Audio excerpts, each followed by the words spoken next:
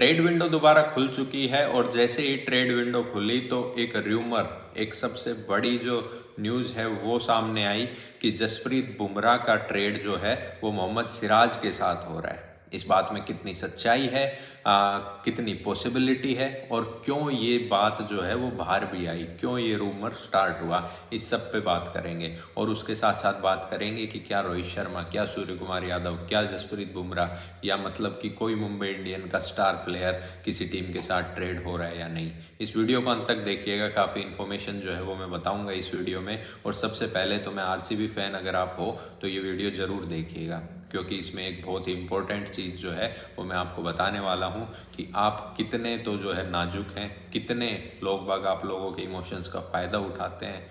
आप बार बार हर साल अपनी टीम को हमेशा सपोर्ट करते हो और लोग बाग आपकी इसी कमजोरी का जो है वो फ़ायदा उठाते हैं। तो थोड़े समझदार बनिए, क्योंकि ये फ़ायदा जब उठाया गया, जब मोहम्मद सिराज ने स्टोरी डाली, हार्ट ब्रेक की स्टोरी डाली, तो पूरे सोशल मीडिया पे गूंज उठा कि आरसीबी जो है वो मोहम्मद सिराज का ट्रेड करना चाहती है।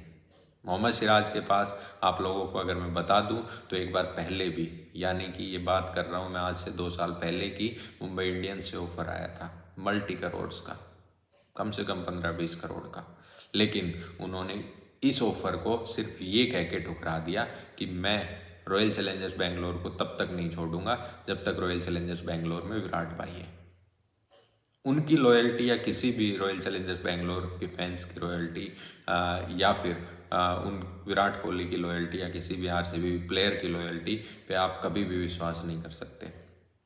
अब जब उन्होंने ये स्टोरी लगाई, और ये स्टोरी क्यों लगाई एक्चुअल में, कई रिपोर्ट्स आ रही हैं कि उन्होंने ये स्टोरी जो लगाई है, हार्ट ब्रेकन जो स्टोरी लगाई है, वो इसलिए लगाई है क्योंकि उनके ड्राइवर का डिमाइस हो गया। अगर ये स्टोरीज ट्रू है तो हम उनके ड्राइवर को श्रद्धांजलि देते हैं, अगर ये रिपोर्ट्स फिर भी फॉल्स हैं तो हम उनके ड्राइवर की लंबी उम्र की कामना करते हैं।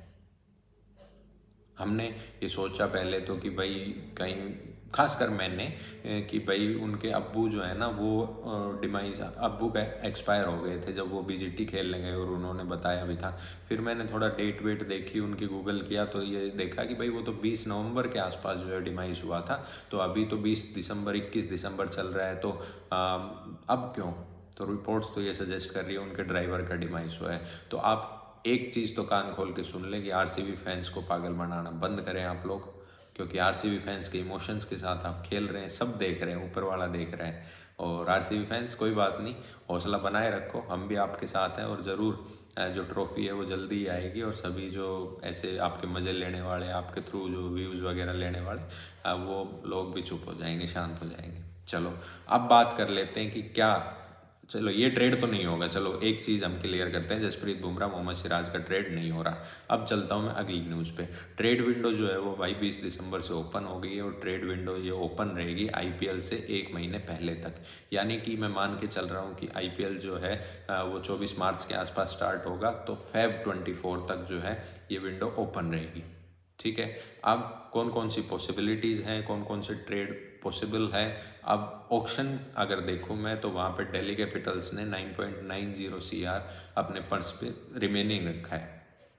अब वो 9.90 जो CR है वो किसके लिए रखा है, क्योंकि कल एक और बड़ी रिपोर्ट आई है कि चेन्नई सुपर किंग्स और ऋषभ पंत टॉक्स में है फॉर आईपीएल 2025, क्योंकि आईपीएल 2024 में ऋषभ पंत खेलने तो गए, लेकिन वो खेलेंगे किस तरीके से आपको भी पता है, मतलब एज एन इम्पैक्ट प्लेयर खेलेंगे। और महेंद्र सिंह धोनी अपना ये लास्ट आईपीएल खेल रहे हैं, तो कई जो कयास लगा रहे थे कि भाई रोहित शर्मा चेन्नई सुपर किंग्स में जाएंगे, तो वो थोड़ा अब ठंडा पड़ता मुझे नज़र आ रहा है, क्योंकि उन्होंने अपना कप्तान एक विकेट कीपर में ही यानी कि ऋषभ पंत में सोचा है। कई लोग कहेंगे भाई जडेजा नाराज़ नहीं होगा, ऋतुराज गायकवाड़ नाराज़ नहीं होगा, तो मैं उनको भी बताना चाहता हूँ कि भाई जडेजा को कप्तानी इन्होंने दी थी, लेकिन जडेजा कप्तानी का भार नहीं झेल पाए। ठीक है, तो अब जो है वो मेरा ये मानना है कि ऋतुराज गायकवाड़ को ये कप्तान देख नहीं रहे हैं, ये किसी एक्सपीरियंस्ड और किसी ऐसे ही अब देखो ना, दुबई में भी धोनी भी मिले, धोनी से कौन मिले, ऋषभ पंत भी मिले, साथ में टेनिस भी जो इन्होंने है वो खेला था, तो ऋषभ पंत आइडियल चॉइस हो सकते हैं। और जैसे ही ऋषभ वहाँ से जाएंगे तो इस सीज़न तो नहीं, अगले सीज़न तो रोहित शर्मा जाएगा, भाई जाएगा पक्का रोहित शर्मा। ठीक है, एक सीजन तो आप किसी तरह दबाव बना के और थोड़ा अंबानी लोग जो ये कह के कि भाई रोहित खेलो यार, ऐसा है वैसा है, क्योंकि अभी ये जग जाहिर है कि मुंबई इंडियंस की जो टीम है उसको कितना हेट मिल रहा है। ये जग जाहिर है कि मुंबई इंडियंस के फैंस कैसे उनकी जर्सियां जला रहे हैं, कैसे उनको अनफॉलो कर रहे हैं, और मोर देन 2 मिलियन अनफॉलो। सोच सकते हो आप, 2 मिलियन अनफॉलो, और उनकी सोशल मीडिया टीम को ये नौबत आ गई कि वो अब फेक फॉलोअर्स जो है वो मुंबई इंडियंस की आईडी में ऐड कर रहे हैं, यहाँ तक नौबत आ गई।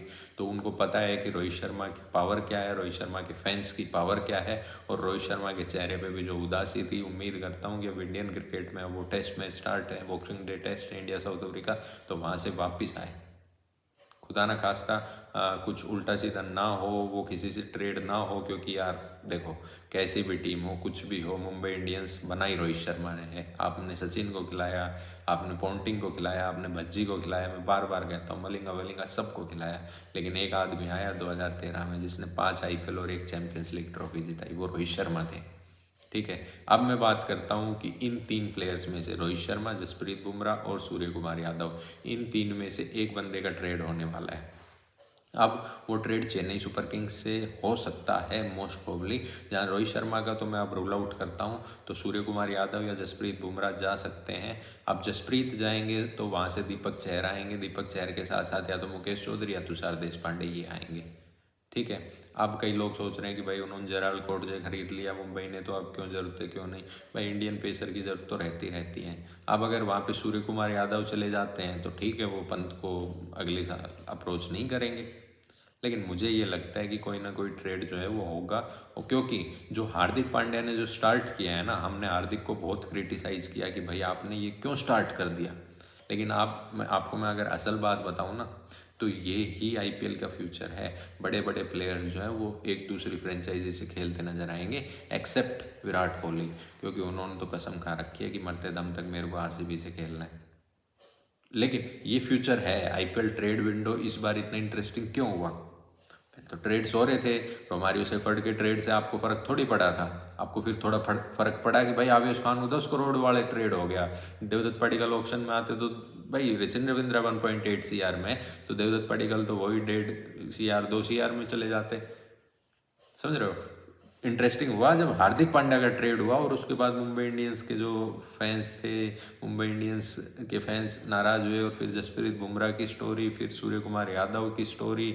अब आजकल ये पता नहीं क्या ट्रेंड चल रहा है, हार्ट ब्रोकन जो है ना, वो स्टोरी डाल के और एक क्रिप्टिक मैसेज छोड़ देते हैं अपने फैंस के लिए, और फिर लोग बाग है ना इतने उनके फैंस के फ़ायदा लेते हैं, जैसे कि आज के इंसिडेंट में हुआ जहाँ RCB फैंस को मैनिपुलेट किया गया और उनका फ़ायदा लिया गया, क्लिक बेट करवा के व्यूज़ लिए गए। तो ऐसे लोगों से भाई सावधान रहें। आप स्पोर्ट्स टॉक विद रोहित के साथ जुड़िए, लाइक शेयर एंड सब्सक्राइब भी करिए, और अगर आप सब्सक्राइब कर रहे हैं तो साथ साथ बेल आइकन भी दबा दीजिए, ठीक है, ताकि सबसे पहले और सबसे सटीक जो इन्फॉर्मेशन है वो आप तक पहुंचे, और रूमर्स से बचे, सच्चाई सारी हम बताएंगे। Thank you for watching. कोई भी ट्रेड होगा सबसे पहले अपडेट दूंगा गारंटी के साथ, ठीक है। कैम ग्रीन के अपडेट आप सभी को याद है, जिसको याद नहीं हो जाके देख लो, 24 घंटे पहले हमने अपडेट दी थी ट्रेड से, ठीक है। चलो, thank you for watching, stay tuned, stay updated with sports talk with Rohit. Do like share and subscribe.